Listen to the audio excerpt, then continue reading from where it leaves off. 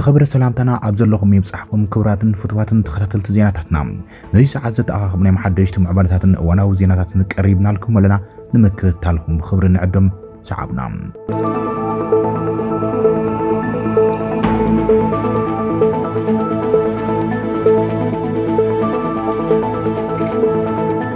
مراحت تግራይ ግዛታው ሓድነትን ተመዛበልትን ወገናት ግድን ክምለስ ንመንግስቲ ፌደራል ተሪር ጻውዒ ተቕሪቦም ኣሎም በምኽንያት መዓልቲ ሰማዕታት መልእኽታት ዘሕለፉ መራሕቲ ጊዜያዊ ምምሕዳርን ህወሓትን ሎሚ ክረምቲ ተመዛበልትን ግዛታው ሓድነትን ትግራይ ክምለሰሎም እንተዘይ ኮይኑ ግን መፍትሒ ዝበልዎ መንገዲ ከም ዝጥቀሙ የመጠንቂቖም ዘሎም ፕሬዚደንት ጊዜያዊ ምምሕዳር ትግራይ ጀነራል ታደሰ ወረደ ስምምዕነት ፕሪቶሪያ ብምሉእነት ክፍጸም ምግባር ንሰላም ዘለዎ ትርጉም ልዑል ብምዃኖም መንግስቲ ፌደራል ቃሉ ክኽብር ኣለዎ ኢሉ ጸውዖም መንግስቲ ፌደራል ንዘላቒ ሰላም ዘሎ እምነት ከረጋግጽን ንጽውዕ ዝበለት ፕሬዚደንት ህዝቢ ትግራይ እቲ ውዕሊ ብሰላማዊ መንገዲ ክትግበር ዘርአዮ እምነትን ተስፋን እውን ኣመስኪኖም ተመዛበልትን ግዛታዊ ሓድነትን ትግራይ ኣብ ምምላስ ምስቲ ኣብ ፌደራል ዘሎም ትሑት ድሌት ዝበሎም ኣብ ውሽጥና ዝተፈጠረ ፖለቲካዊ ዘይምርዳእ ድማ ናይ ከይፍጸም ጠንቂ ኮይኑ ጸኒሕ ኢሎም ያው ምሕዳር ትግራይ ነዚ ጉዳይ ብዕቱብ ሒዙ ክመርሖን ክፍጽሞን ካብ ዝሓዘን ወሰንቲ ጉዳያት حادثي حزون كم قدم حريا حزب تግራይ سلامن سلازخونا سمعنا سلام بريتوريا بزي الشراف كتግበር سلاماوي دبلوماسياوي حقاون صوتي كنገብር ይግባል ካብዚ ወፃኢ ዘሎ መማርሲ ተገዲና ንኣቶ በርደሊና ንኣቶ ከም ዘይኮነ ዓለም ብምሉ ዝግንዘቦ ሓቂ حزبون انتخانه حزبنا واقع سلام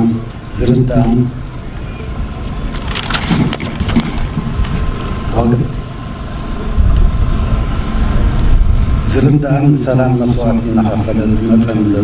زمتن ظلون كمخان متن وعلم بريتريا كان مفتصام بظلو هم مفتصام ظلو سجمال تصفى كي ورسل ፖለቲካውን ሰላማውን አልፈጣና ይልከጽል በዘገታ ምጽወይ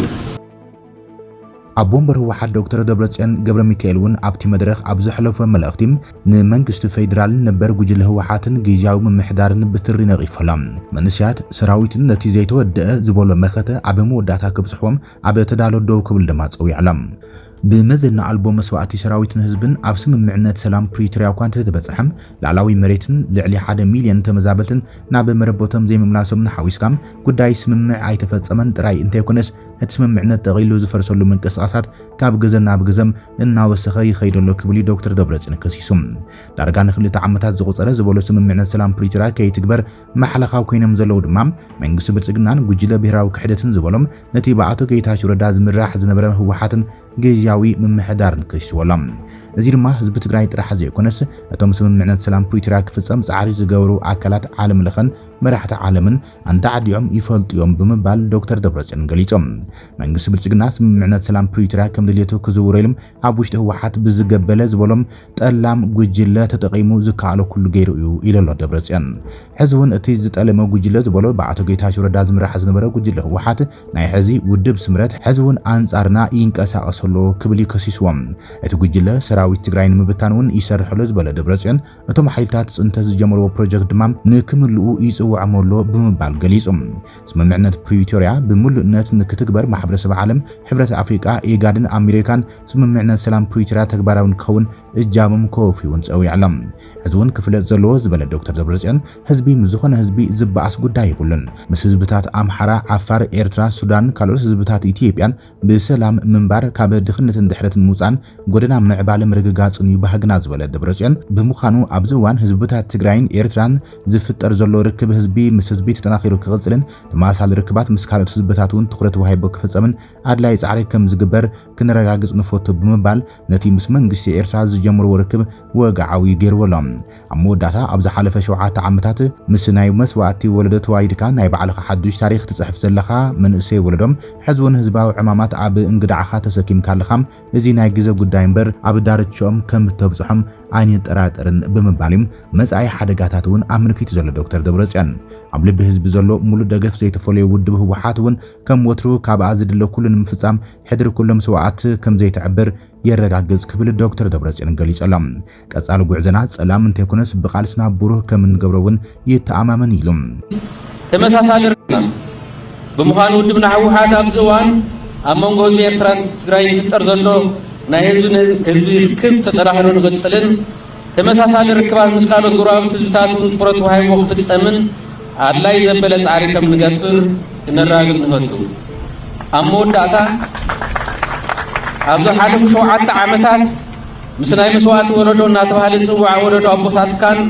ኣዴታትካን ተዋሊድካ ናይ ባዕልኻ ተወሳኺ ሓድሽ ታሪክ ትጽሕፍ ዘለኻ መንእሰይ ወለዶና ሕዚ እውን ዕማማት ህዝባዊ ምኽንያትና ኣብ ንግዳኻ ተሸኪምካ ኣለኻ እዚ ናይ ግዜ ጉዳይ እንተዘይኮይኑ ኣብ ዳርሾም ከም ተብጽሖም ንጻቱ እንተኾነ ኩልና ይንጠራጠርን ኣብ ልቢ ህዝብና ዘላን ሙሉእ ድጋፍ ዘይፈልያን ውድብና ህወሓት እውን ከም ወትሩ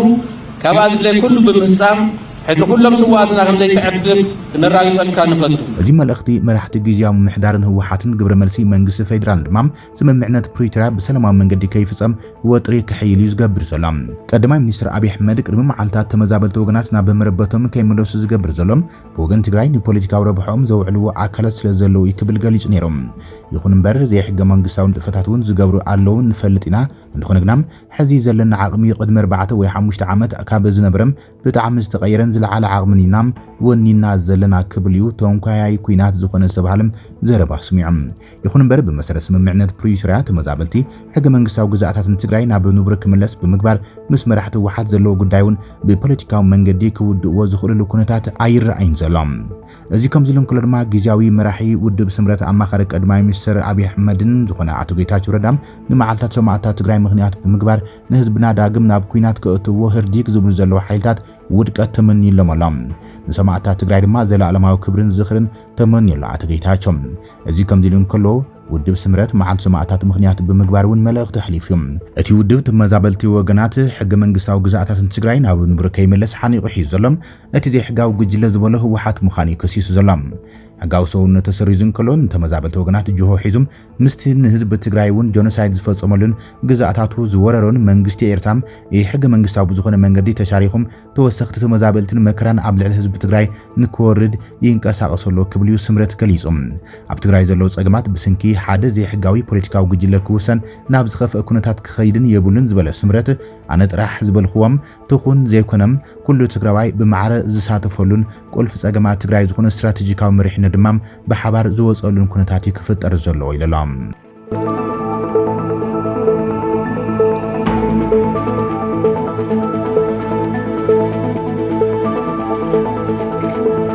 ኣዘራራቢ ርእይቶ ፕሬዚደንት ኣሜሪካ ዶናልድ ትራምፕ ኣብ ኢትዮጵያ ግድብ ሕዳሴ ኢትዮጵያ ብዕሽነት ኣሜሪካ ምወላ ዝተሰርሐ ክብል ፕሬዚደንት ኣሜሪካ ዶናልድ ትራምፕ ገሊጾም ፕሬዚደንት ኣሜሪካ ዶናልድ ትራምፕ ነቲ ብህዝቢ ኢትዮጵያ ዝተዋፀ ገንዘብ ዝተሃነፀ ምዃኑ ዝፍለጥ ዓብይ ግድብ ሕዳሴ ኢትዮጵያ ብዕሽነት ብኣሜሪካ ዝምወል ገንዘብ እዩ ተሰሪሑ ኢልዎም እቲ ፕሬዚደንት ማሊ ኣብ ማሕበራዊ ሚድያ ዝኾነ ትሩዝ ኣብ ዝዘርግሖ ጽሑፍ ኣሜሪካ ብዕሽነት ብገንዘባም ዝሰርሐቶ ግድብ ኢትዮጵያ ዋሕዚ ማይ ሩባ ናይል ብዓብዩ ከጉድሎ እዩ ክብል ጽሒፈሎም መጽሓፊ ጉዳያት ወጻኢ ኣሜሪካ ማርክ ሩቢዮ ብምዃን ኣብ መንጎ ዲሞክራሲያዊት ሪፐብሊክ ኮንጎን ሪፐብሊክ ሩዋንዳን ኣብ ዘሎ ግጭት ዘደንቕ ስምምዕነት ሰላም ከም ዝገበርኩም ክሕብር ከለኹ ኣዝየ ሕጉስ እየ እዚ ግጭት እዚ ብደም ምፍሳሱን ቁጽሪ መወትን ዝፍለጥ ኮይኖም ካብ ብዙሓት ካልኦት ግጭታት ዝበልጽ ኮይኖም ንዓሰርታት ዓመታት ዝጸንሐ ኢሎም ወከልቲ ሩዋንዳን ኮንጎን ነቲ ሰነዳት ንምፍራም ጽባሕ ሶኒ ናብ ዋሽንግተን ከኣትው እዮም ዝበለት ትራምፕ እዛ መዓልቲ ንኣፍሪቃ ዓባይ መዓልቲ እያ ብሓቂ ድማ ንመላእ ዓለም ዓባይ መዓልቲ እያ ብምባል ወሲኹ ገሊጸሎም እዚ ሽልማት ኖቤል ሰላም ኣይዕውተንን እዮም ኣብ መንጎ ህንድን ፓኪስታን ዝካየዱ ኩናት ዶብ ብምባል ሽልማት ኖቤል ሰላም ኣይዕውተንን እዮም ኣብ መንጎ ሰርቢያን ኮሶቮን ዝካየድ ዘሎ ኩናት ዶብ ብምባል ሽልማት ኖቤል ሰላም ኣይዕውተንን እዮም ኣብ መንጎ ግብፅን ኢትዮጵያን ሰላም ብምፍጣር ሽልማት ኖቤል ሰላም ኣይዕውተንን ብምባል እዩ ትራምፕ ሲዕቡ ገሊጾም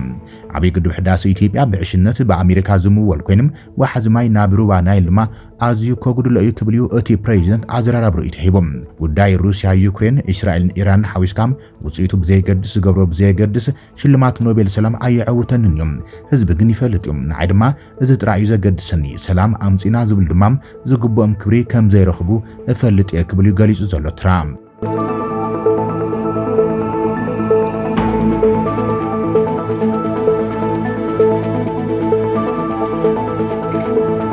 ላዕለዋይ መራሒ ኢራን ካሜኒ ናብ ባንከር ንድሕሪት አንሰሒቦም ንሓየል ዝኸይድ ዘሎ መጥቃዕቲ እስራኤል ስዒብ ድማ ተተካእቲ ሰይሙ ተባሂሎም ላዕለዋይ መራሒ ኢራን አያቶላ አሊ ካሜኒ እስራኤል ኣብ ልዕሊ መሬት ኢራን ትፍጽሞ ዘላ መጥቃዕቲ እናወስኸ ኣብ ዝኸደሉ ዘለዋን ህይወትን ኣቃዋማ መሪሕነት እስላማዊት ሪፐብሊክን ንምሕላው ዘይተለመዱ ተኸታተልቲ ስጉምታት ከም ዝወሰደም ዘ ኒውዮርክ ታይምስ ብሎም ቀዳም ኣብ ዘውፅኦ ጸብጻብ ኣመልኪቶሎም ካሜኒ ንኤሌክትሮኒካዊ ርክባት ከም ዘቋረፀን ሕዚ ድማ ብቐንዱም ብመንገዲ እሙን ሓጋዚ ኣቢሉ ምስ ኣዘዝቲ ይዘራረብ ከም ዘሎን እዚ ድማ ንኸይፍለጥ ኣብ ዝገብሮ ዘሎ ጻዕሪ ምዃኑ ገሊጾም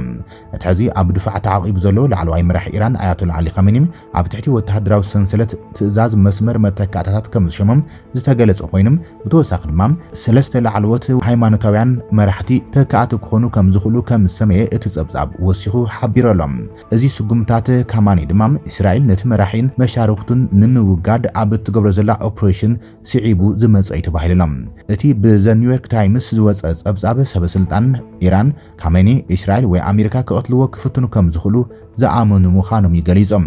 እቲ ጸብጻብ ክብደት ህልው ኩነታት ኢራን ኣስሚሩ እዮም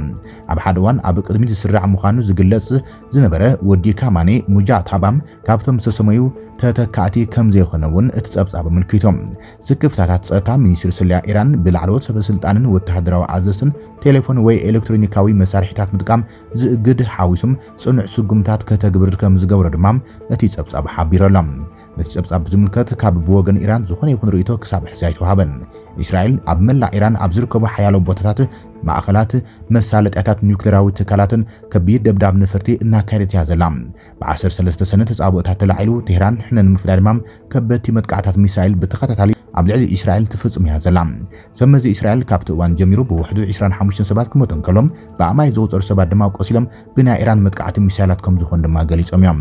እዚ ከምዚ ኢሎም ከሎም ኣብ ኢራን በቲ እስራኤል ዝፈጸመቶ መጥቃዕታት ዛጊድ ብውሕዱ 600 ሰባት ክሞቱ ከሎም ልዕሊ 3500 ድማ ቆሲሎም ከም ዘለዉ ሚኒስትሪ ጥዕና ኢራን ዘውፅእ ሓበሬታ ዘመላኽት ሎሚ ኣብ ማስዩ ዝተሰምዐ ሓደገኛ ምዕባለ ድማ ኣሜሪካ ህንጸታት ትሕቲ ምድሪ ኒውክሌራዊ ቦታታት ኢራን ክዕንዋ ዝኽላም ዩኤስቢ ክልተ ተሰከምቲ ፍሉይ ቦምባ ሒዘን ኣለዋ ብውሕዱ ክልተ ነፈርቲ ቢ2 ትሕቲ ምድሪ ህንጸት መሳለጥያታት ኒውክሌር ኢራን ንምውቃዕ ዘኽእላ ዝተባሃላ ካብ ኣሜሪካ ከም ዝተበገሳ ዘ ቴሌግራፍ ጸብጺባላ ካብ ሙሱሪ መዋፈሪ ነፈርቲ ዋይትማን ዝተበገሳ 4 ነፈርቲ ኣሜሪካ ተመዝጊበን ኣለዋ እተን ክልተ ቢ2 ኣፈንጀርቲ ትሕቲ ምድሪ እተን ክልተ ነፈርቲ ድማ ታንከራት ነዳዲ ምዃነን እቲ ጸብጻብ ኣመልኪቶሎም እዚ ድማ ፕሬዚደንት ዶናልድ ትራምፕ ንመሳለጥያታት ኒውክሌር ኢራን ፈርዶ ንምዕናው መደብ መሓዞም ሲዒቡ ምናልባት ተግባራውነቱም ክኸውን ከም ዝኽእል ተገሚቱ ዘሎ ትራምፕ ትማሊ ኣብ ዝሃበሪቶም ኣብ ጉዳይ መጥቃዕቲ ኢራን ንምውሳን በዚሑ እንተተባሃለም ክልተ ሰሙን ዕድል ከም ዝተዋሃቦም ገሊጹ ይብል ጸብጻብ ዘ ቴሌግራፍ